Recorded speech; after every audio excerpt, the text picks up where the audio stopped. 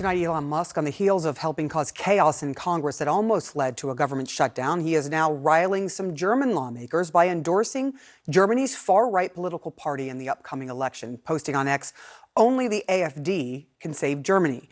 The German government has deemed AfD an extremist group. One of its regional leaders has been convicted of using Nazi rhetoric in Germany.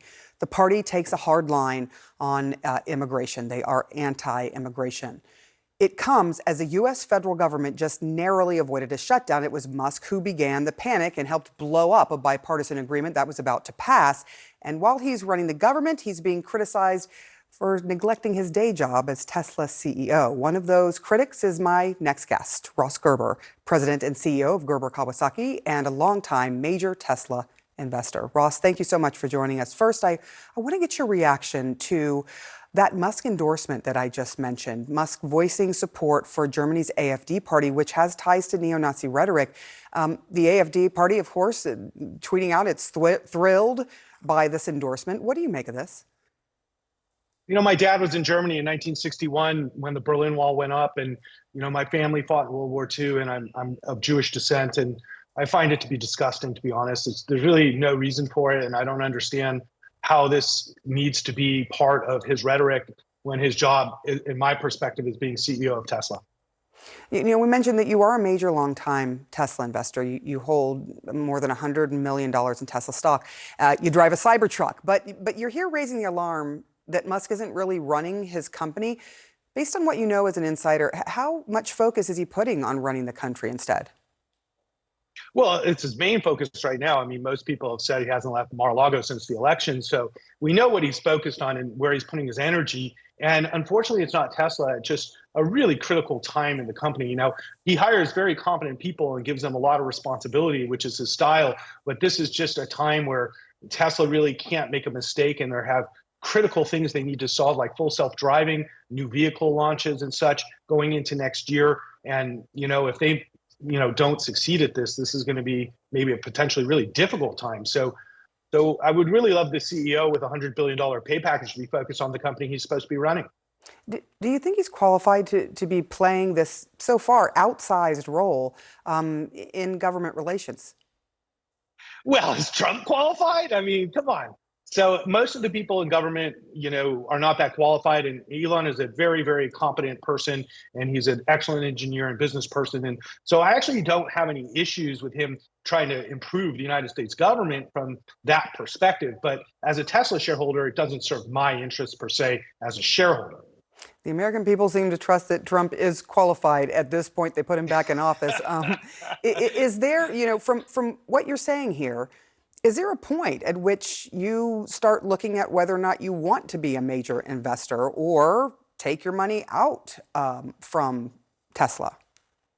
Well, I want to make it clear. I care about climate. I invested in Tesla, not Elon Musk. I invested in Tesla because its solution for climate, which is the biggest issue that humans face, in my mind, over the next decade or more. And Tesla is the best solution for climate in many, many areas. I love the vehicles. They're the best vehicles on the road. They're making a huge impact positively for climate. Although autonomy, I think, is really important for driver safety and something that I'm very bullish on as well. In the end, I'm going to be an investor in Tesla because it's one of the most innovative and important companies in the world. Now, there's a lot of CEOs I don't per se like, but I still invest in their companies.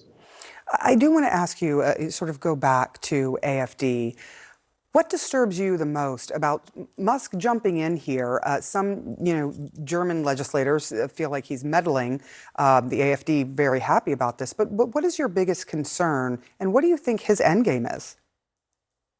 Well, once again, as a human being, my concern is I think this right-wing move or pushing people right is actually bad for the world. But as a Tesla shareholder, I look at it as like we have a factory in Germany and we're supposed to be selling cars in Europe. And we've seen the numbers in Europe are going down. Tesla shares are going down, and supporting far-right extremism is exactly how you get, Europe not to buy Teslas. So, once again, a lot of his personal goals are diametrically opposed to what's best for Tesla and its shareholders. And that's really why I'm here, because it's very frustrating to me as a shareholder, as an activist shareholder, that the CEO of my company is, really pushing, a very divisive set of ideologies.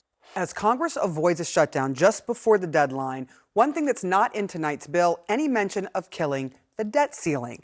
That was a demand from President-elect Donald Trump, who wants to outright eliminate the debt ceiling or at least suspend it until after his presidency. Out front now, Austan Goolsbee, president of the Federal Reserve Bank of Chicago. Thank you for being here on Friday night. Austan, do you agree with Trump that Congress should eliminate the debt ceiling for good? Well, once you move over to the Fed, you're kind of out of the fiscal policy and fights about debt business. Before I was ever at the Fed, I noted the United States is one of the only countries in the world that has a debt ceiling of that form. Most countries, the debt ceiling is determined by the market. So it is a kind of a strange setup that we have. What is it supposed to do? Is it just a cudgel for Republicans and Democrats to hit each other over the head with, or is there a real purpose for the debt ceiling, in your estimation? Well, I don't know the whole financial legislative history of where it came from, why it's as unusual as it is. The Fed, as you know, has got a law that tells us what we're supposed to do: maximize employment, stabilize prices. And so when we see fights about taxes, about spending, about fiscal policy and government actions like the one that we've seen playing out over a couple of days, we don't weigh in on who's right or who's wrong. We just try to evaluate, is that going to affect prices? Is that going to affect employment? If so, we got to think through the scenarios. If not, we just take it, as I say, the Midwest motto is, there's no bad weather, there's only bad clothing. You tell us the conditions, and then we pick the right jacket, and that's kind of how we've tried to approach these shutdowns. Here's a fun fact. 17 Senate Democrats just reintroduced legislation to do what Donald Trump wants his Republican colleagues to do, and the Democrats, to end the debt ceiling, which this is something Democrats have been pushing for years. Take a listen. I want to see us get rid of the debt ceiling. It's time to abolish the debt ceiling. We do not need to have this debt ceiling. Abolish the debt ceiling. I think that we have to get rid of the debt ceiling issue. So you just mentioned, your job is sort of to try to make sure the economy is going along as it should. What would it mean for the economy if the debt ceiling were actually abolished? I don't think in the short run it means much. There's a political dance that you kind of talked about whenever they get close to the debt ceiling. But the thing to remember is the debt ceiling is after the fact. The thing that they argue about and vote on is the budget. The debt ceiling is after you've incurred the bills and said that you're going to spend the money. Will you actually pay the bill? That's kind of what the debt ceiling comes to. I think everybody can agree you do not want to play games with defaulting on the U.S. debt. That would put it straight back into the world of the Fed of financial crises if there was some threat to the full faith and credit of the U.S. Treasury bonds.